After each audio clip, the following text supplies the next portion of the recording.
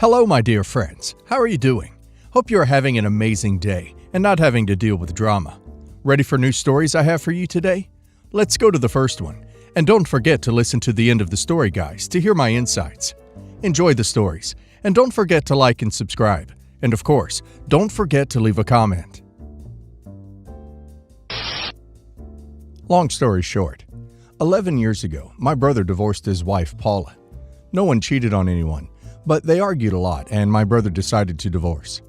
My brother has been married to Eliza for 5+ years, and they have 2 children together. My brother did not have any children with Paula.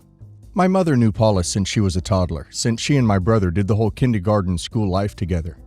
When they were married, Paula went to my mother's house all the time because they got really close. The problem is that when my brother divorced her, Paula continued to go to my mother's house, even when my brother had already gotten married. My brother told our mother many times that she should stop inviting Paula, and my mother just ignored him and said that Paula is still a part of the family. They had a lot of arguments about it because my brother was really uncomfortable around her when our mom invited her to the family gatherings. Sometimes my mother would invite me and Eliza to have a tea, and when we arrived, Paula would be there. It was quite uncomfortable since my mother always made it obvious that she preferred Paula as a daughter-in-law, and Paula never tried to silence my mother when she made those kinds of comments. It was always up to me and my siblings shutting her up. Paula had a lot of trust with my mother, so she used to come to the house unannounced. Sometimes I would wake up. My house is on the same land as my mother's house, and we share the garden. And Paula would be in the pool. She would even sneak into the house unannounced when my mother wasn't around. Many times I was frightened, thinking that a thief had broken in. That said, the problem starts when my mother passes away a few weeks ago. My siblings and I inherited the main house, and since we all have a house and none of us wants to move there, we just decided to leave that one as a guest house, or for when my nephews come to see me. Paula has one of the keys to the house, so I went to visit her to ask for her to return it to me, since she now has no need to go now that my mother is gone. When I asked Paula to give me back the key, she was offended, and said that in my mother's eyes, she was a daughter too. And I told her that in the eyes of the will, she's not, so she should give me the key. She kept insisting, so I took the key out of her hands, and also informed her to please not show up again for birthdays or Christmas, because my brother doesn't feel comfortable. Paula always knew that my brother wasn't comfortable. My brother had even asked her to stop going when he was there with his family, and she refused. Paula began to cry and told me that she's mourning too, and I'm being cruel by taking away the one thing that united her to my mother, the flowers in the garden, and that my mother would be upset with my brothers and me for this decision of leaving Paula alone in this moment.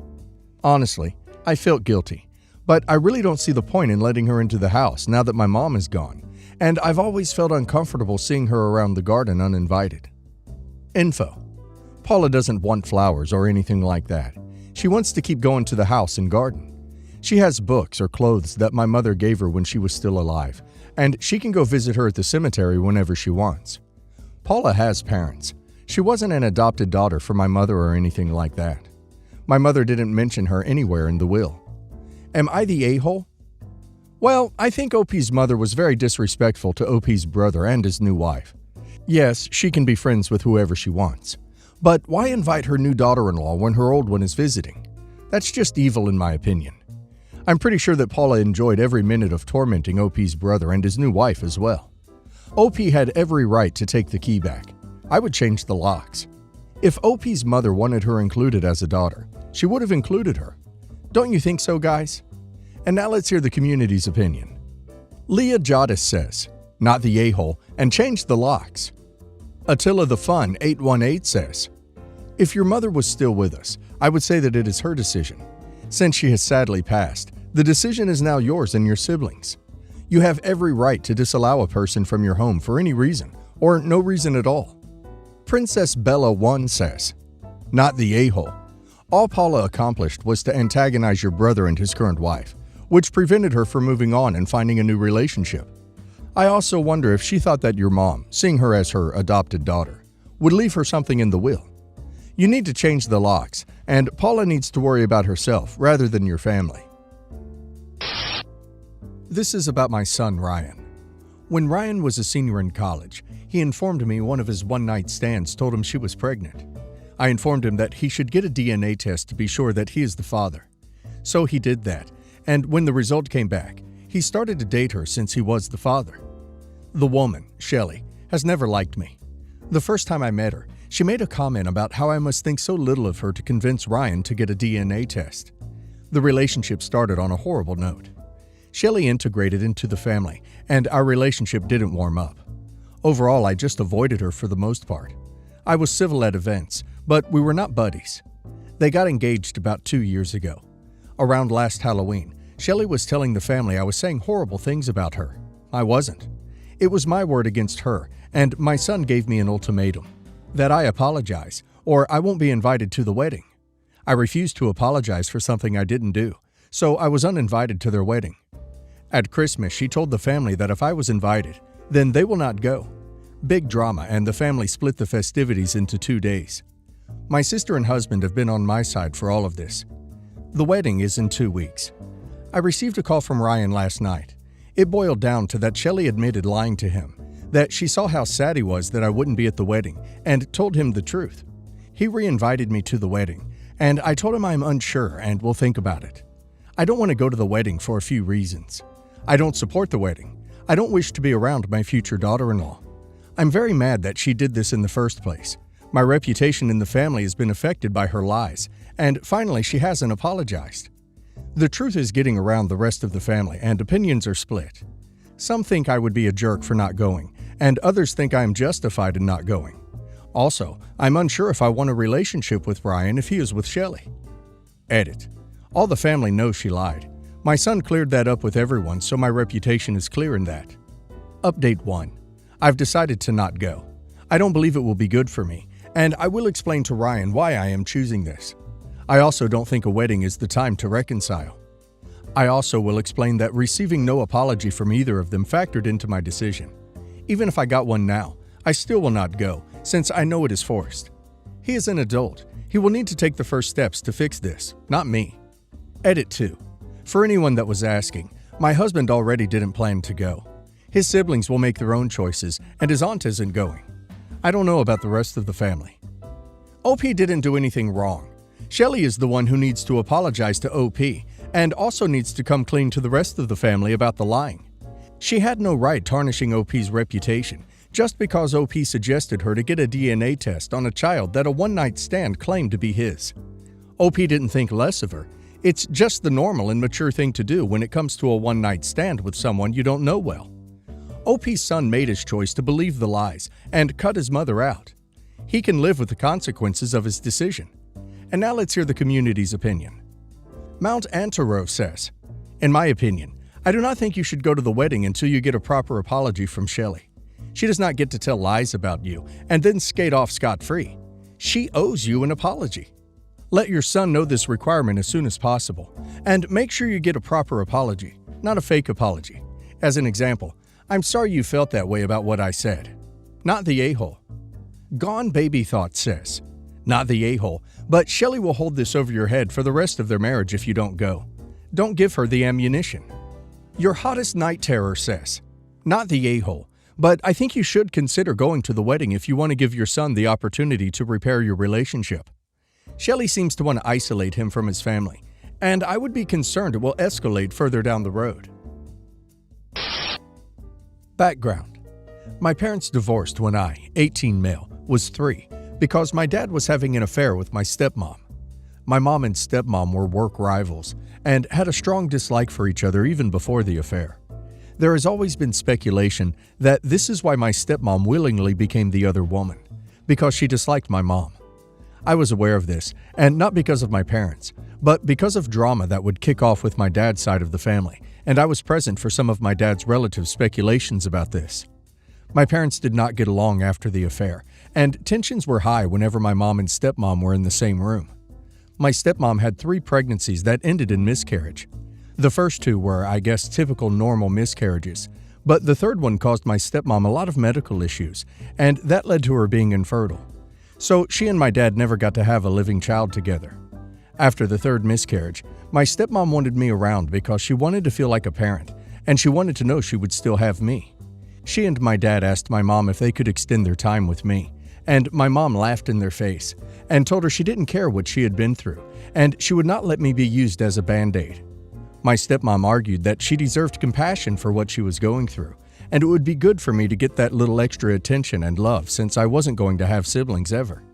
My mom told her she'd never have compassion for her and didn't feel sorry for her at all.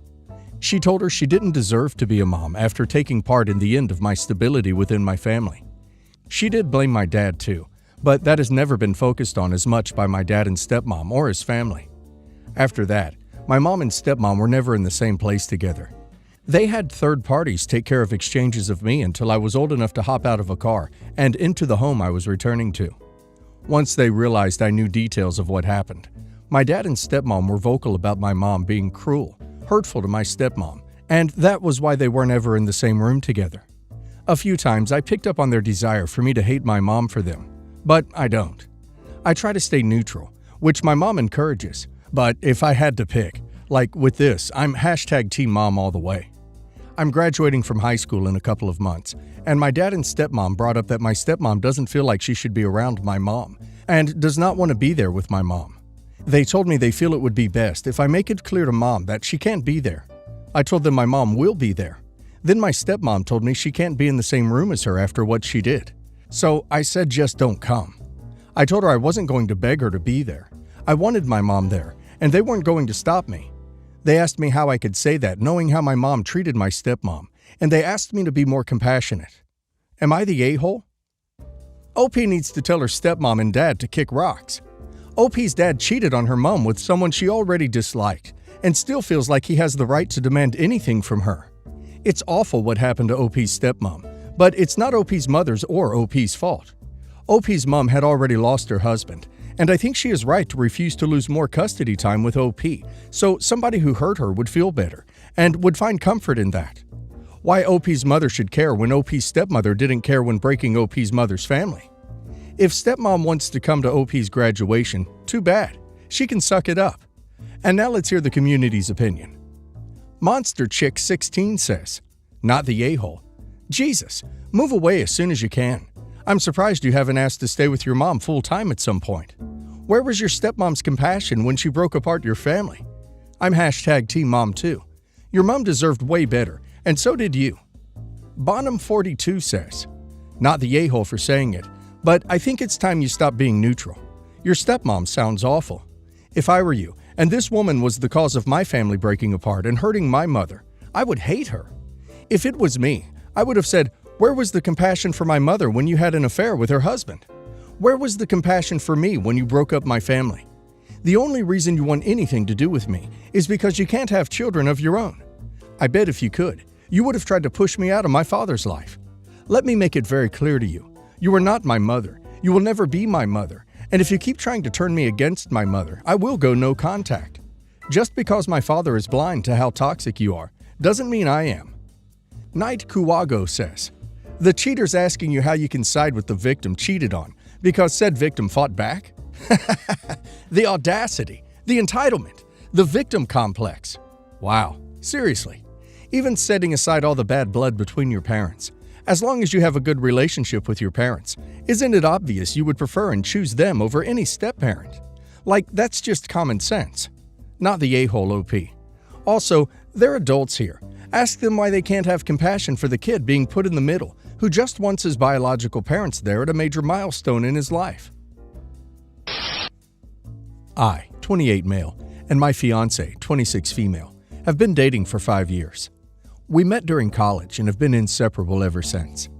I currently run my own catering business while she works as a financial advisor.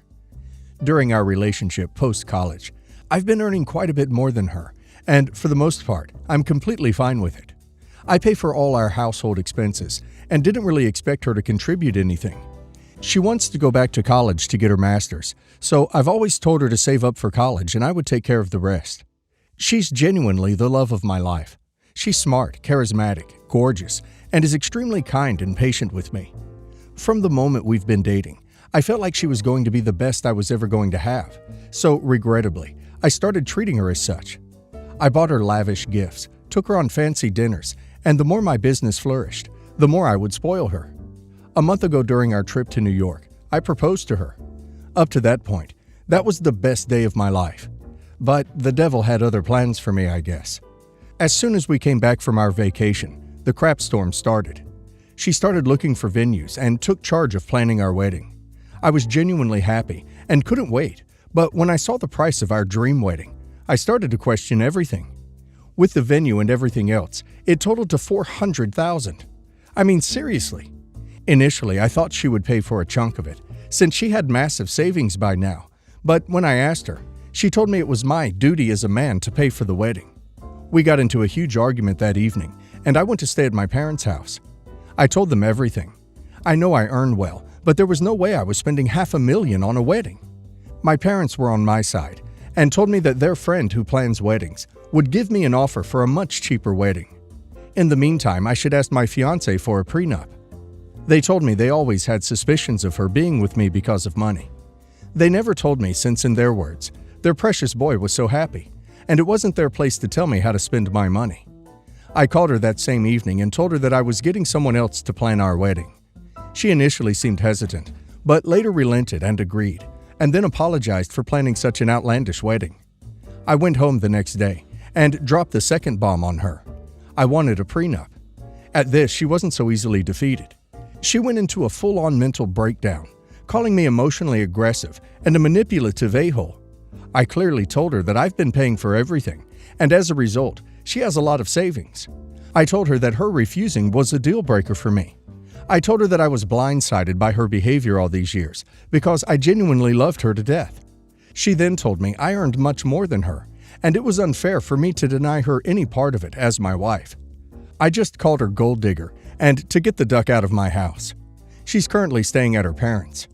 Her mother has been blowing up my phone, telling me that I shouldn't have proposed something so selfish to her, and that calling her a gold digger really hurt her feelings.